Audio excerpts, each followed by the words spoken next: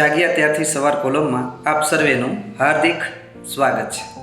રામાયણ વિશેની એક લોકવાયકા છે કે લંકા સુધી પહોંચવા માટે સમુદ્ર ઉપર વાનર સેનાએ રામ નામ રૂપી પથ્થરો મૂકી સેતુ બાંધ્યો।